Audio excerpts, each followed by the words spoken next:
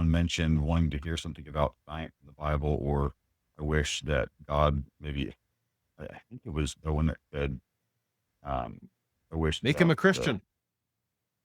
Do yeah, it. yeah, so the science in the Bible, right? So how do we find, something? Is there something in the Bible that is subtly in there that proves that they couldn't have put this in there on their own, right? Right, like To have kind of laser beam yeah, type of deal, right? Yeah, okay.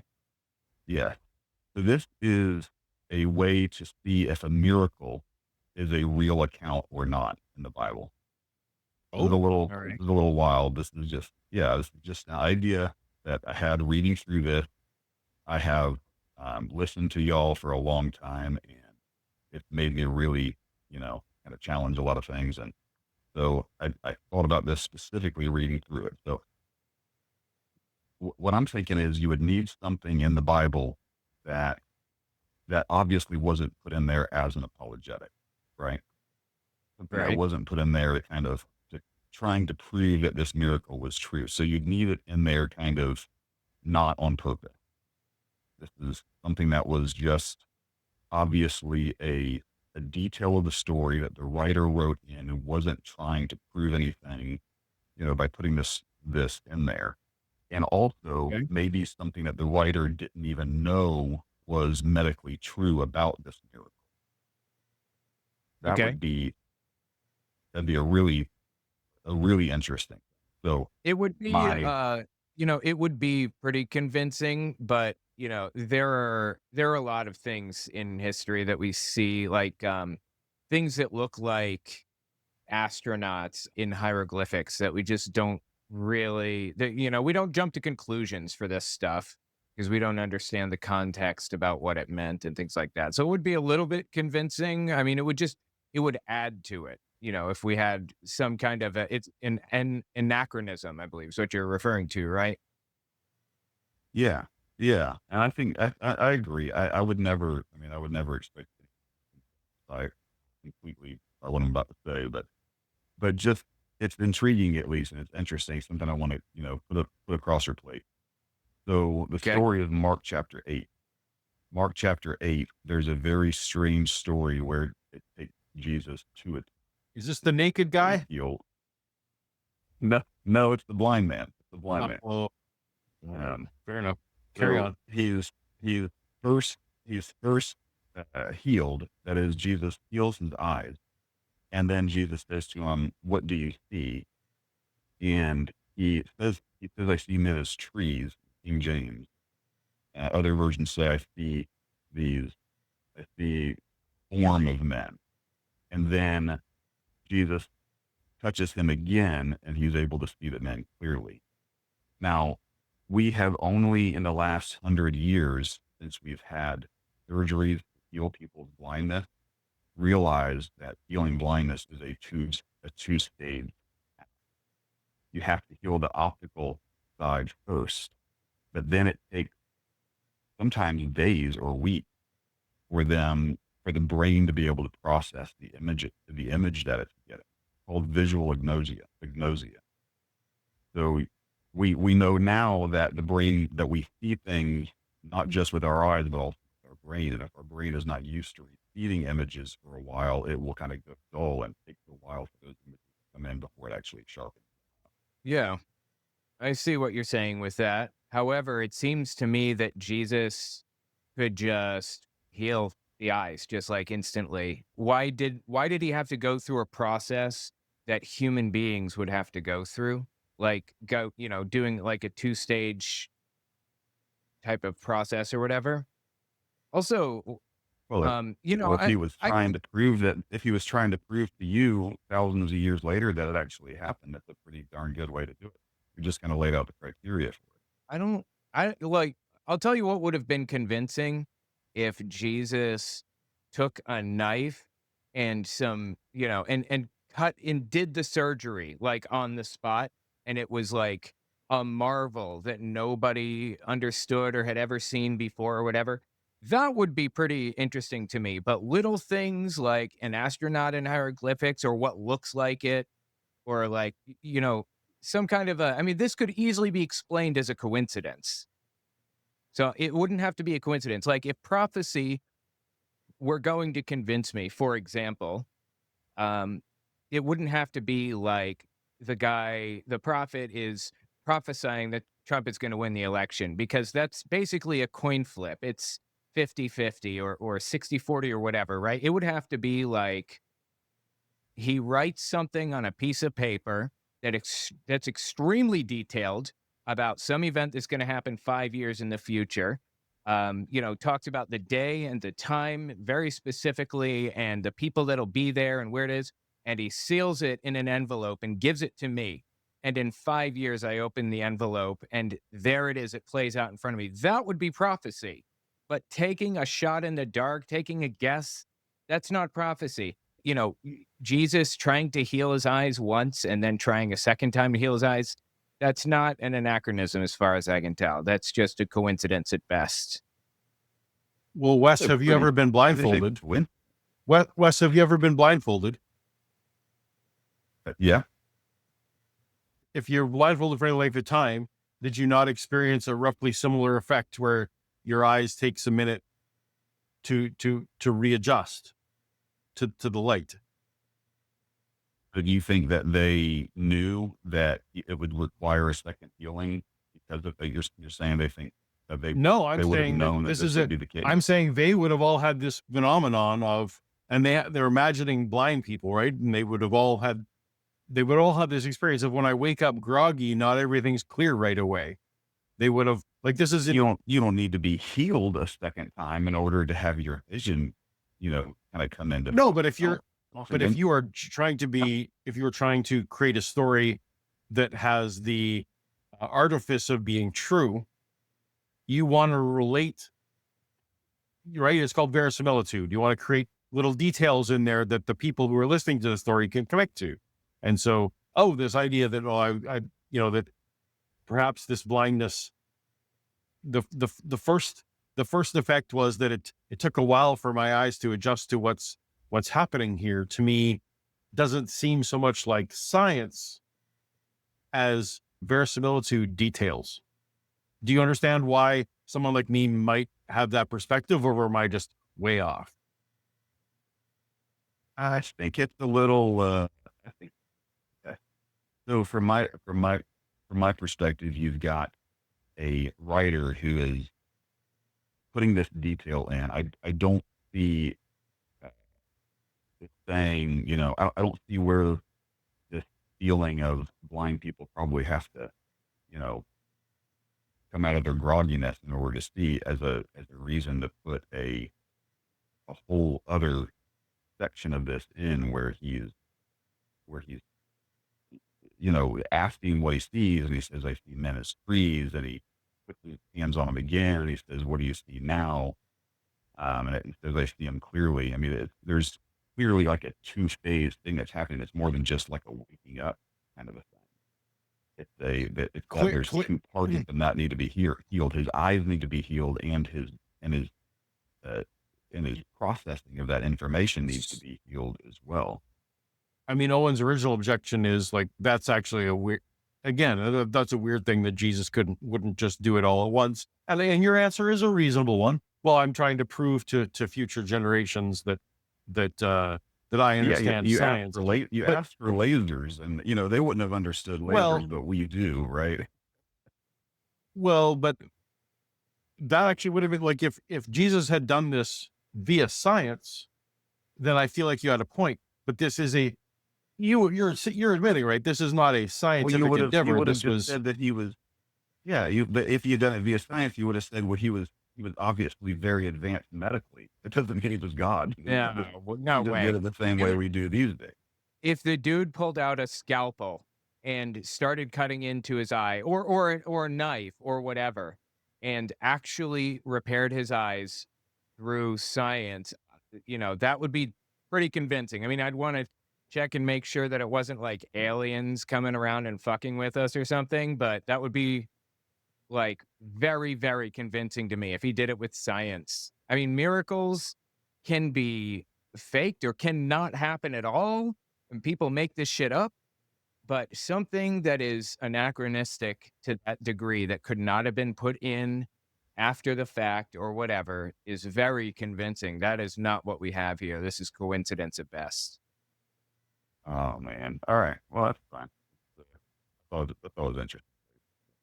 It is I mean, I'm not interesting. saying Yeah, it. absolutely. I'm not saying it's not interesting. Yeah, I'm just saying that this doesn't rise me to the level of, well, this is something that no one could have ever even dreamed or imagined how a blind person would be healed. It's like, nah, this seems like very much within the margin of error of how someone might at least come up with the story. And Owen's point was great. Like if even if they'd written that Jesus cured him by sticking knives in certain, like in the corners and certain points, I'm like, well, that's not how they treated that then. So that was somebody knowing something. I agree that would have even, if the point was for Jesus to teach science Well, much later on. if AI tells us in a few years how to cure blindness, will that help? No, I'm sorry, that wouldn't have. If Well, AI no, told us, taught us then Jesus was very advanced.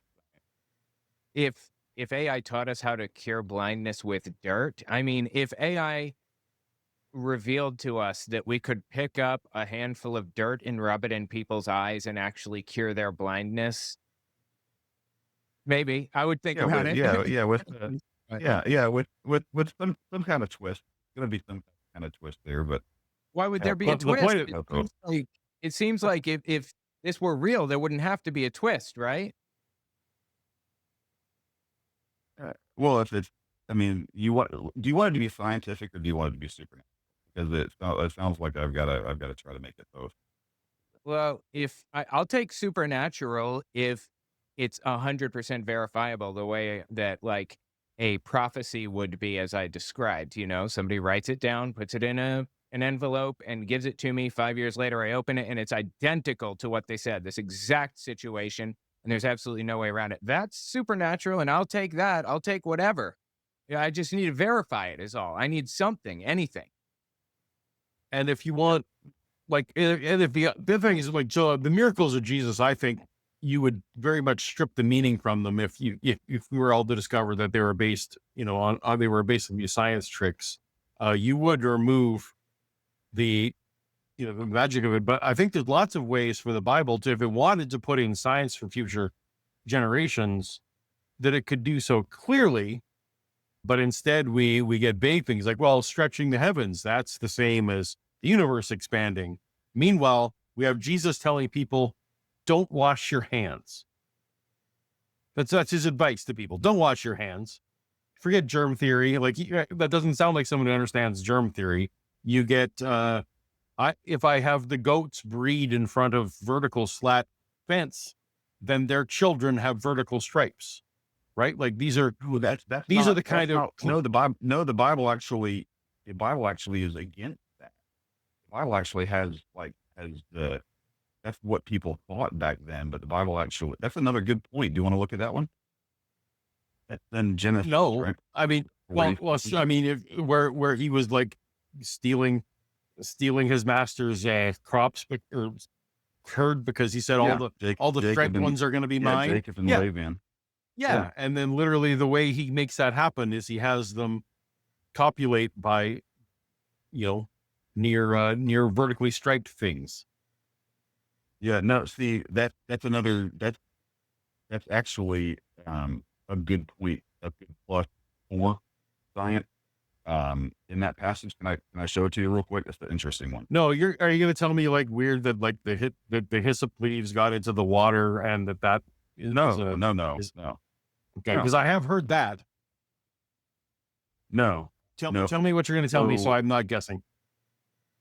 okay, well, in Genesis 31, um, it like in Genesis 30, he does that trick where he's trying to get them to breed by putting the thing in there, and then in Genesis 31, I'm looking for the verse here, and it says, um,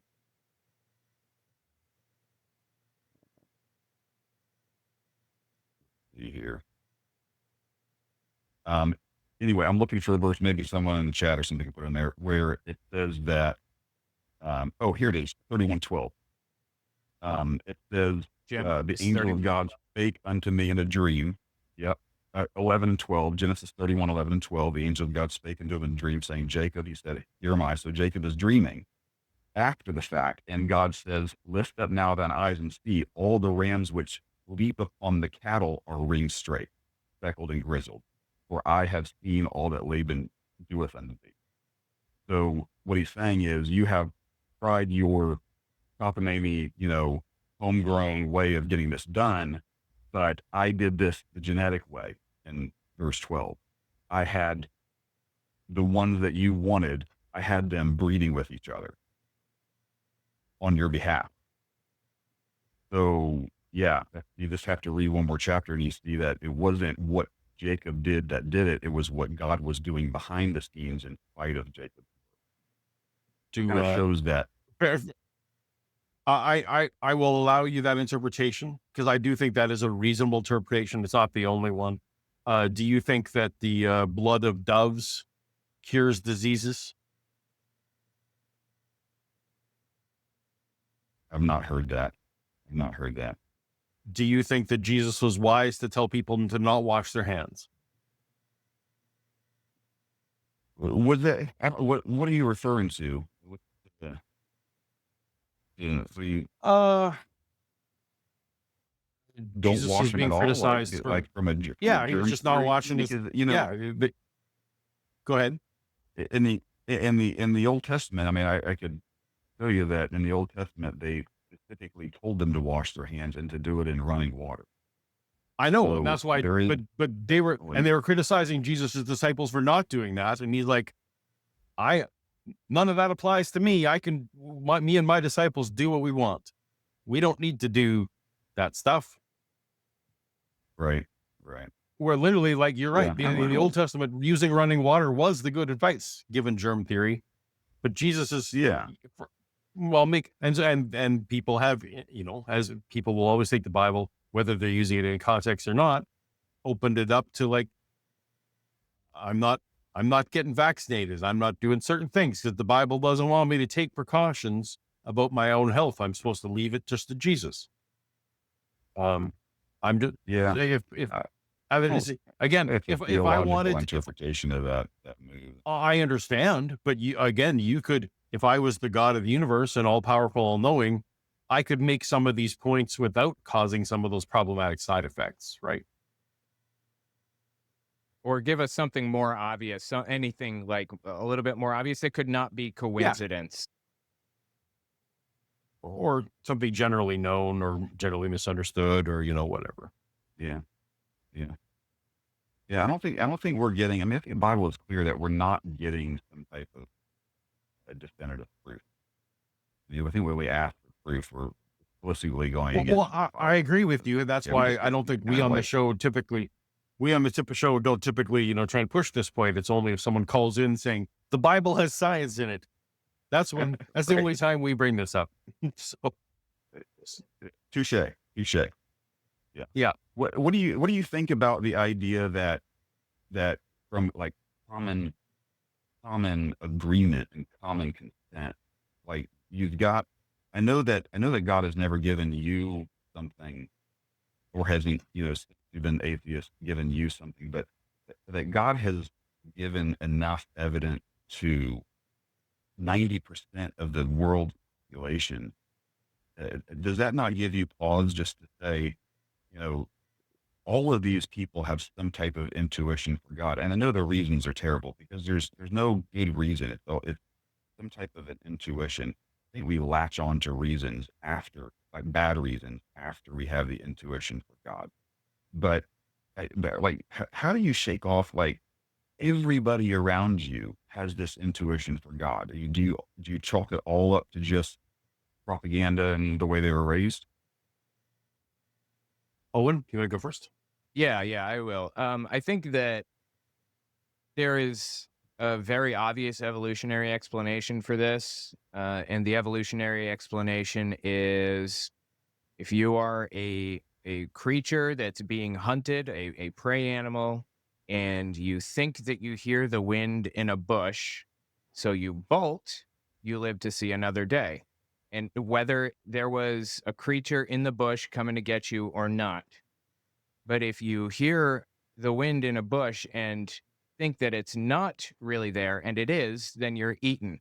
We have we are predisposed to assume there's something there outside of us watching and, you know, I don't know, controlling or whatever. We're predisposed to believe that because of the way that we kind of evolved as human beings through natural selection and stuff.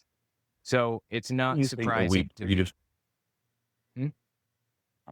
Say I'm again. sorry, I shouldn't have cut you off. Go ahead. Sorry, go ahead. You're good. Okay. There's a little bit of a lag, so you're fine. I was going to say there's a predisposition to believe this. It does not mean that there is a God. And also, it's not even like a predisposition to believe in God. It's a predisposition to think that there's something there. I mean, that can mean like thousands of gods, Hindu style, or any number of Yeah. different things. So, yeah, Also, the afterlife, not just present, but a burial of the dead with their stuff from the yeah. There's earliest graves that we have. really a kind of an understanding for that also for a belief in an afterlife, which is when your brain is kind of shutting down at the end, it releases a bunch of chemicals that make you just kind of content with the situation and okay with it. And, people who have died and come back, because their heart stopped or whatever and their brain activity was gone and then they came back, reported things like seeing a light, like a bright light, and then it just kind of went out, and just complete contentedness. So, that kind of stuff is just a scientific fact that exists and is well understood scientifically and not a surprise to anybody. So that's, I don't. and for I the could see record, that for. um, I could see that for there are today, but not, go ahead. before they had developed language, they were burying their dead and had like thoughts of afterlife Burying them, there before were anyone rituals, but ever. they didn't all I believe mean, in no one could have afterlife. come back, and that couldn't have started from NDEs. I mean, that was like Wes, you way agree that before. you agree that belief in afterlife is a subset of theism, though, right? Like that it's not like afterlife you're talking about is a smaller number than the number of people who believe in supernatural. That's true. Yep. I think that's where Owen was going with this. Was that Yeah. Yeah, that's what I'm saying. you're getting into smaller circles now. The ubiquity of God belief doesn't really translate to the ubiquity of afterlife belief. Right. Right. I think, I guess you're right. You'd have to make it kind of the way that I'm thinking about it is a large, net. It's metaphysical in general. There's, there's a, But if there are a you lot of there's it's just extremely common at the metaphysical understanding. if you're a Neanderthal who's capable of making flower arrangements and shovels to bury your dead and things like that, do you suspect that they were afraid of dying? Yeah. Yeah. If you are afraid of something that you can't control, is not a good coping mechanism to come up with scenarios where that's not as big a deal. Yeah. Reasonable. Like So to there me, are this explanations and understandings for like all of this stuff. None of it is like none of it can be routed back to miracle. And a lot of people try to say that some of the stuff does route back to miracle, but it's the classic God of the gaps. God is going to continue getting smaller and smaller until we explain this stuff away. Yeah, I absolutely see that. It really bothers me. The God of the Gap bothers me that we've gone Right. to like the fine tuning argument is a great example. Yeah. It's not good. I've definitely torn apart a lot of things that I've believed here as I've been digging into this a little bit more. So yeah, that's Yeah. interesting. It's a very. I mean, I can see it evolutionarily. I can see how it could make sense like that, but it's just, and there's just a very, very huge weight of I mean, first of all, my own personal experience, personal intuition, not like I saw Jesus in the driveway, but like my own personal intuition. I have a very hard time shaking intuition that there is a God. And I I have a had a very, I had a kind of revival myself. I had not a revival, but I had an awakening, a religious awakening moment where I believed like with everything in my heart that this was real. But, you know, it just kind of you come to realize that it really was just chemicals in the brain, and there's no reason to believe any of this. And people from all different backgrounds and cultures and societies have types of experiences where I guess, report spiritual awakenings or whatever. yeah, yeah. I've taken a bunch of time. Thank you very much. All right. Well, thank you I so much, Wes. really appreciate it. Thank you for the good call and for the conversation. Appreciate it. Call again sometime. Yeah. Yeah. Have a good night.